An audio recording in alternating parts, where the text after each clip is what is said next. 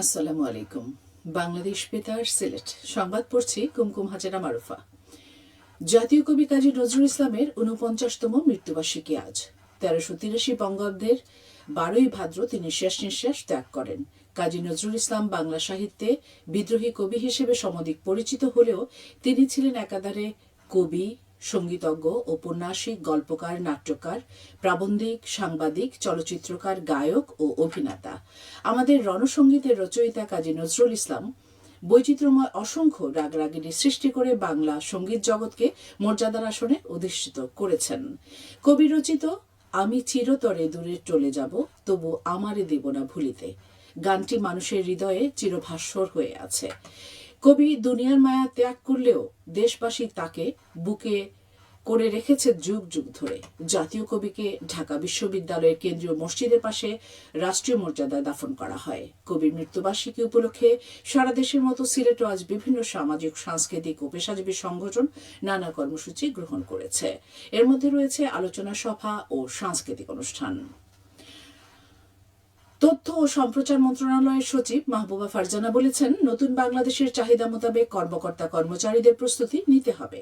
গতকাল সিলেটের আঞ্চলিক জনসংখ্যা প্রশিক্ষণ ইনস্টিটিউটে তথ্য ও সম্প্রচার মন্ত্রণালয়ের কর্মকর্তা কর্মচারীদের 4 দিনব্যাপী প্রশিক্ষণের উদ্বোধন অনুষ্ঠানে ভার্চুয়ালি সংযুক্ত হয়ে তিনি এই কথা বলেন।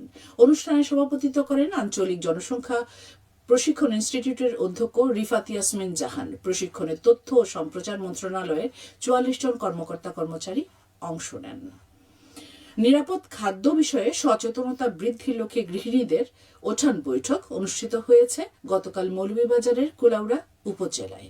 বরঞ্চাল ইউনিয়ন পরিষদে অনুষ্ঠিত বৈঠকে সভাপতিত্ব করেন পরিষদ চেয়ারম্যান খোরশেদ আহমদ খান। এ সময় বক্তারা বাড়ির ফ্রিজে কাঁচা ও রান্না করা খাবার একত্রে না রাখা, একই তেল দিয়ে বারবার রান্না না করা, বাজারের শাকসবজি ভালোভাবে ধুয়ে রান্না করা সহ বিভিন্ন বিষয় আলোকপাত করেন। পরে উপস্থিত সকলের মধ্যে খাদ্য নির্দেশিকা বই, লিফলেট ও পোস্টার বিতরণ করা হয়। এতে ইউনিয়নের আশপাশ গ্রামের গৃহিণীগণ অংশ নেন। নিরাপদ খাদ্য কর্তৃপক্ষ এর আয়োজন করে। দেশি পোনা মাছ অবমুক্তি কার্যক্রম উদ্বোধন করা হয়েছে গতকাল হবিগঞ্জে।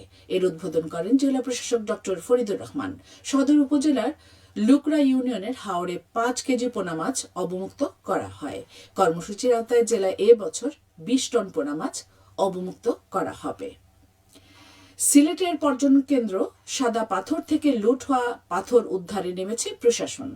3 দিনের আলটিমেটামের সময় শেষ হয় গতকাল থেকে শুরু হয়েছে চিরুনি অভিযান।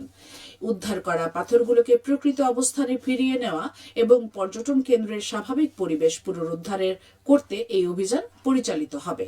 এদিকে সিলেটের সাদা পাথর পর্যটন কেন্দ্র পরিদর্শন করেছেন এ সংক্রান্ত গঠিত মন্ত্রিপরিষদ বিভাগের 5 সদস্যের তদন্ত কমিটি। গতকাল সমন্বয় ও সংস্কার বিভাগের সচিব জাহেদা পারভিনের নেতৃত্বে কমিটির লোকজন সাদা পাথর এলাকায় যান। এ সময় তারা স্থানীয় ব্যবসায়ী, এলাকাবাসী ও সংশ্লিষ্টদের সঙ্গে কথা বলেন। এর আগে তারা রেলওয়ে বাংকার এলাকা পরিদর্শন করেন। পরিদর্শনে সিলেটের অতিরিক্ত বিভাগীয় কমিশনার সহ জেলা ও বিভাগীয় প্রশাসনের কর্মকর্তারা উপস্থিত ছিলেন। জেলা প্রশাসনের তথ্য অনুযায়ী এখন পর্যন্ত লুট হওয়া 25 লাখ ঘনফুট পাথরের মধ্যে 6 লাখ ঘনফুট পাথর উদ্ধার ও প্রতিস্থাপন করা হয়েছে। আরও 7 লাখ ঘনফুট পাথর ভোলাগঞ্জের 10 নম্বর ঘাট এলাকায় প্রস্তুত রাখা হয়েছে। পরবর্তী পর্যায়ে এগুলো সাদা পাথর পর্যটন স্পটে প্রতিস্থাপন করা হবে বলে জানিয়েছেন জেলা প্রশাসক মোহাম্মদ সারওয়ার আলম। সিলেটে অনুষ্ঠিত হতে যাচ্ছে বাংলাদেশ ও নেদারল্যান্ডস মধ্যকার 3 দিনের টি-20 সিরিজ। এশিয়া কাপের আগে গুরুত্বপূর্ণ এই সিরিজকে ঘিরে দর্শকদের মধ্যে তৈরি হয়েছে ব্যাপক আগ্রহ। গতকাল বাংলাদেশ ক্রিকেট বোর্ড প্রকাশ করেছে টিকিটের মূল্য তালিকা। টিকিটের মূল্য সর্বনিম্ন 150 টাকা এবং সর্বোচ্চ 2000 টাকা। এই সিরিজটি সিলেট আন্তর্জাতিক ক্রিকেট স্টেডিয়ামে অনুষ্ঠিত হবে। আগামী 30 আগস্ট অনুষ্ঠিত হবে 3 ম্যাচ সিরিজের প্রথম টি-20। পরবর্তী 2 ম্যাচ অনুষ্ঠিত হবে 1 ও 3 সেপ্টেম্বর। খেলার খবর ফুটবল। সিলেটের গোয়াইনঘাট উপজেলার জাফলং আমির মিয়া উচ্চ বিদ্যালয় ও কলেজের 62তম আন্তঃশ্রেণী ফুটবল টুর্নামেন্টে গতকাল শুরু হয়েছে। উদ্বোধনী দিনে 2টি ম্যাচ অনুষ্ঠিত হয়। প্রথম ম্যাচে 8ম শ্রেণীতে হারিয়ে নবম শ্রেণী এবং ষষ্ঠ শ্রেণীকে হারিয়ে সপ্তম শ্রেণী বিজয়ী হয়। টুর্নামেন্টের ষষ্ঠ থেকে দশম শ্রেণীর খেলোয়াড়রা অংশগ্রহণ করেছে। সবশেষে আবহাওয়া।